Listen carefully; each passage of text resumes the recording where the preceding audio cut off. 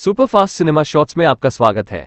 आज हम आपको ऐसी कहानी दिखाते हुए बताएंगे जो एक राजा की है और उसे पैदा होते ही भेड़िए के मुंह में फेंक दिया जाता है। मूवी की शुरुआत में हमें सिमियंस वानरों को दिखाया जाता है जो बंदर के प्रजाति के होते हैं। आप उन्हें हमारे पूर्वज भी कह सकते हैं। सभी वानर अपने राजा के पुत्र के होने के खुशी में पुस्तनी पेड़ के नीचे इकट्ठा होते हैं। बंदरों का राजा, जिसका नाम सिमोन है, एक बड़े पेड़ के अंदर प्रशासन करता है। ये है ओलादमीर, जो राजा के करीब रहता है और राजा के साथ कोई भी बड़ी बात सुलझाने में मदद करता है। आज बंदरों की रानी 2 बच्चों को जन्म देती है। पहला बंदर बहुत छोटा और कमजोर होता है, लेकिन दूसरा बंदर उससे थोड़ा बड़ा और मजबूत होता है। और कमजोर बंदर दुनिया में पहले आया था, इसलिए वो सिंहासन का पहला उत्तराधिकारी है। और तभी एक बंदर चुड़ैल आती है। वो राजा को छोटे बंदर से छुटकारा दिलाने की सलाह देती है, क्योंकि अब वो एक अपशगुन है, और कहती है कि ये प्रकृति की गलती है और वानर उसे राजकुमार के रूप में कभी स्वीकार नहीं करेंगे। और रानी के होश में आने से पहले राजा अपने कमजोर बच्चे को दूर करने के लिए ओलादमीर को सौंप देता है। और जब रानी को होश आता है तो अपने बच्चे को पूछती है और राजा से वचन लेने को कहती है कि वो उनका अच्छे से देखभाल करेगा। और रानी की मृत्यु हो जाती है। राजा वानिया को राजकुमार घोषित करता है, जो मजबूत और स्वस्थ है। और राजा का सेवक कमजोर बच्चे को भेड़िए के मुंह में फेंकने के लिए ऊपर जाता है और बच्चे को फेंक कर चला जाता है। लेकिन वो बच्चा एक बेल पर अटक जाता है, जिससे वो भेड़िए के मुंह में नहीं जाता, लेकिन भेड़िया उसके हाथ में काट लेता है। ये देख के एक दूसरा बंदर उस बच्चे को भेड़िए से बचा लेता है, लेकिन वो बच्चा एक वानर की तरह नहीं चल पाता, क्योंकि उसके हाथ को भेड़िए ने काट लिया था और आप उसे लूला भी कह सकते हैं। इसलिए एक दूसरा बंदर इयान उसकी मदद करता है, एक माँ बाप और एक दोस्त की तरह। समय बीतता है और वो बंदर अब बड़ा हो चुका है, जिसका नाम है एडवर्ड। लेकिन वो अभी भी इयान की पीठ पर सवारी करता है, क्योंकि अभी भी उसका एक हाथ काम नहीं करता और वो दोनों ऐसे रहते हैं जैसे एक दोस्त हो। इयान को बोलने में थोड़ी समस्या है, इसलिए वो ठीक से बात नहीं कर सकता। एडवर्ड देखता है कि एक चूहा उसका खाना चुरा रहा है। वो उसे पकड़ने के लिए उसके पीछे भागता है, लेकिन एक हाथ से उसे पकड़ नहीं पाता। फिर वो पेड़ के रस का इस्तेमाल करके एक जाल बनाता है, जिससे वो चूहे को पकड़ सके। और तभी उन्हें एक आवाज सुनाई देती है। आवाज से उन्हें पता लगता है कि खेल की शुरुआत हो चुकी है। इस खेल में एक नारियल के फल को बॉल बनाकर बड़े जानवर की खोपड़ी में डालते हैं। जिसका बॉल उस खोपड़ी में गया, वो खेल का विजेता होता है। इयान जाने से मना करता है, क्योंकि इन दोनों वानरों के अन्य वानरों द्वारा भेदभाव किया जाता है। एडवर्ड किसी भी तरफ इयान को मना लेता है और दोनों खेल देखने चले जाते हैं। वानिया, जो राजा का बेटा है, वो इस खेल का पहला विजेता है, जिससे सभी वानर उसकी तारीफ करते हैं। अब खेल का दूसरा पड़ाव शुरू होता है। खेल के बीच में बॉल देखकर इयान से रहा नहीं जाता और बॉल को एक छलांग में पकड़ लेता है और नीचे गिरता है, लेकिन वो बॉल एक छेद में चला जाता है, जहां से उस बॉल को निकालना असंभव था। सभी वानर इयान को पीटने लगते हैं और एडवर्ड उस बॉल को निकालने के लिए एक लंबी लकड़ी और पेड़ के चिपचिपे रस का इस्तेमाल करता है और बॉल को बाहर निकाल लेता है। सभी वानर उसके चारों तरफ इकट्ठा हो जाते हैं और पूछते हैं उसने ये जादू कैसे किया। और तभी वानिया आ जाता है और एडवर्ड से बॉल लेकर ऊपर फेंकता है, लेकिन उस चिपचिपे रस से बॉल उसके हाथ में चिपक जाता है।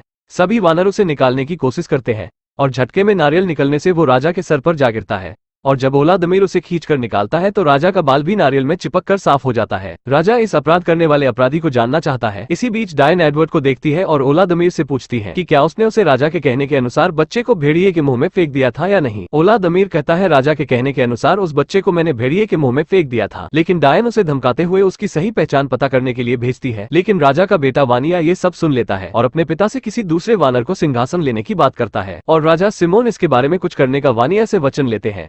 एडवर्ड और इयान कुछ बातें कर ही रहे होते हैं कि राजा के कहने के अनुसार 2 बंदर एडवर्ड के पास आते हैं और कहते हैं, राजा ने आपको बुलाया है। वहां पहुंचने के बाद पता चलता है राजा की उपस्थिति में एडवर्ड को जादू करने के अभ्यास में आरोप लगाया जाता है। एडवर्ड उन्हें समझाता है कि ये कोई जादू नहीं है, बल्कि कुछ तरकीबें हैं जो उसने खोजा है। और एडवर्ड उस गलती का समाधान देने के लिए एक पत्तों का ताज बनाता है, जिससे राजा सिमोन का टकला भी ढक जाता है और सिमोन को राजा होने का पहचान भी मिल जाता है। फिर पत्तों में साफ पानी इकट्ठा करके आईना बनाता है। राजा पहली बार अपना चेहरा देखकर बहुत खुश होता है। उसके बाद वो राजा के लिए एक झूला बनाता है और वो कुछ बातें कर ही रहे होते हैं कि कुछ कीड़ों उन पर हमला कर देते हैं। ये सब उस डायन का किया होता है और राजा झूले से नीचे गिर जाते हैं और एडवर्ड पर डायन राजा के हत्या करने का आरोप लगाती है। और राजा का बेटा वानिया इसी का फायदा उठाते हुए एडवर्ड को उस बड़े पेड़ से नीचे फेंक देता है। और राजा सिमोन को होश आता है तो पूछते हैं, एडवर्ड को नीचे किसने फेंका। वानिया कहता है, उसे मैंने नीचे फेंका, क्योंकि उसने आपको मारने की कोशिश की। राजा सिमोन कहते हैं, उसने मुझे कोई हानि नहीं पहुंचाई और तुमने एक वानर की हत्या की है। एडवर्ड को होश आता है तो देखता है वो पेड़ से नीचे गिरा हुआ है और इयान एक लता से लटक कर उसकी तरफ हाथ बढ़ाता है, लेकिन एडवर्ड उस तक पहुंच नहीं पाता। वो इयान को छोड़कर रेगिस्तान की ओर बढ़ता है।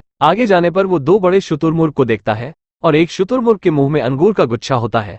एडवर्ड उसे पकड़ने के लिए 2 पैरों पर खड़े होने की कोशिश करता है और इस तरह वो 2 पैरों पर खड़ा होना सीख जाता है। और तभी वहां भेड़ियों का एक झुंड उनके पास दौड़ते हुए दिखाई देता है और इन तीनों को भी भागना पड़ता है। पहली बार एडवर्ड भागता है, वो भी उल्टा, लेकिन शुतुरमुर्ग को सीधा भागता देख वो भी सीधा भागने लगता है। एडवर्ड ये देखकर काफी खुश होता है कि अब वो तेजी से आगे बढ़ सकता है। अब उसका एक हाथ उसके लिए बाधा नहीं बनेगा।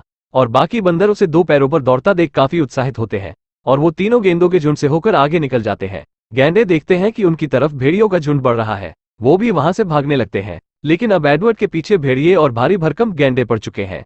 एडवर्ड रास्ते के अंत तक पहुंच चुका है और वो वहां से नहीं हटा तो कुचला जाएगा।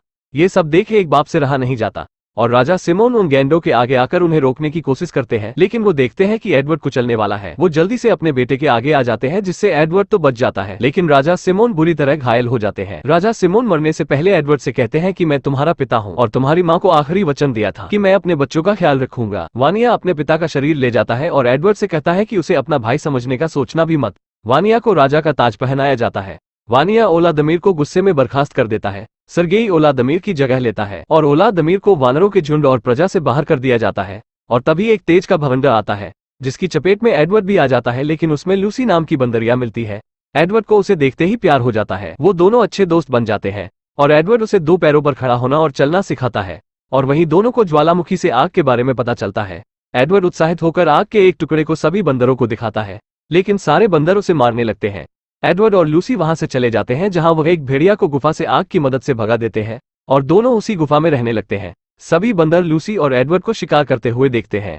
अब तो एडवर्ड भेड़िए को नियंत्रण करना सीख भी लिया है। सभी वानर उस पुश्तैनी पेड़ को और अपने राजा वानिया को छोड़ देते हैं, क्योंकि वो और अधिक भूखे नहीं रह सकते। डायन वानरों को डराने के लिए पेड़ की आत्मा को बुलाती है। तभी एक बंदर पेड़ से आने वाली आवाज का पता लगाने के लिए आवाज का पीछा करता है और उसे पता चलता है कि पेड़ की कोई आत्मा नहीं, और उसे पता चलता है कि यह सब डायन का किया धरा है। डायन उसे मारने के लिए दौड़ाती है, लेकिन सभी वानरों को पता चल गया है बंदरिया डायन का सब कुछ किया धरा है। वो वानरों को मारना चाहती है। सभी उस पेड़ को छोड़कर एडवर्ड के पास गुफा में रहने के लिए चले जाते हैं, लेकिन लूसी सभी वानर को अंदर नहीं आने देती है, क्योंकि वो लोग एडवर्ड के साथ बुरा ही किए थे। लेकिन सभी बंदर एडवर्ड और लूसी से कहते हैं कि वह खाना खाकर चले जाएंगे, लेकिन वह नहीं जाते और सारी रात गुफा में मनोरंजन करते हैं। वो लोग भी एडवर्ड और लूसी के साथ रहने लगते हैं और एक अपना गांव बनाते हैं। और लूसी एडवर्ड अब शादीशुदा है। कुछ दिन बाद उनका एक बच्चा भी होने वाला था। एडवर्ड कहता है अगर हमारा पुत्र हुआ तो उसका नाम इयान होगा। और सारे वानर पुस्तनी पेड़ को छोड़कर चले गए।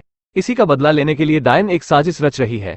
लूसी घर पर आराम करती है और एडवर्ड निर्माण कार्य में गाँव वालों के कामों में काफी मदद करता है।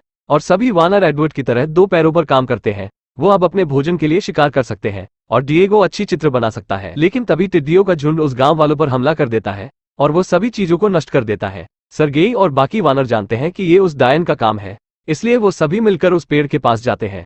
सभी वानरों के पेड़ तक पहुंचने से पहले लूसी एडवर्ड से वानिया को बचाने के लिए कहती है। एडवर्ड पेड़ के नीचे जाकर वानिया को आवाज लगाता है, लेकिन उसे कोई जवाब नहीं मिलता। सभी वानरों के पहुंचने के बाद वानिया बाहर निकलता है। सभी वानर उसे कहते हैं कि अगर वो पेड़ को उनके हवाले कर देता है तो उसे जाने देंगे, लेकिन उल्टा वानिया वानरों से वादा करता है वो उन्हें जीवित छोड़ देगा अगर वो यहाँ से चले जाते हैं तो। गिजेला वानिया का बचाव करने की कोशिश करती है, जो वानिया की पत्नी है, और सर्गेई वानिया पर हमला करने की अनुमति देता है। और वानिया गुस्से में वानरों को मारने लगता है, लेकिन वानरों की संख्या ज्यादा होने की वजह से उनके आगे टिक नहीं पाता। पेड़ में आग लगा दिया जाता है, लेकिन एडवर्ड पेड़ के नष्ट होने से पहले गिजिला को उस पेड़ से बचा लेता है। लेकिन इस बीच एक जलते हुए पेड़ की शाखा से खुद दब जाता है। वो वानिया को मदद के लिए बुलाता है। वानिया उसे अपने पीठ पर रखकर वहां से एडवर्ड को लेकर भाग जाता है, जिससे एडवर्ड की जान बच जाती है और वो डायन उसी पेड़ में जलकर मर जाती है। लेकिन अब पुश्तैनी विशाल पेड़ जलकर राख हो चुका है और वानरों के लिए यहाँ कुछ नहीं बचा। वानिया और एडवर्ड नाराजगी को दूर करते हैं और सभी वानरों के सामने अपने भाई को स्वीकार करते हैं। सर्गेई वानरों में दहशत पैदा करता है कि अब रहने की कोई जगह नहीं, हम सब भूख से मरेंगे। लेकिन एडवर्ड सभी वानरों को एकत्रित करता है और बताता है हमारे जीने की एक और आशा है। उन पहाड़ों के पीछे वो पक्षियों का पीछा करते हैं और वहाँ उन्हें पानी, पहाड़ और हरे भरे जंगल मिलते हैं और वो एक नई जगह की खोज करते हैं जहाँ एडवर्ड का मित्र इयान भी था। और यहीं पर ये मूवी खत्म हो जाती है।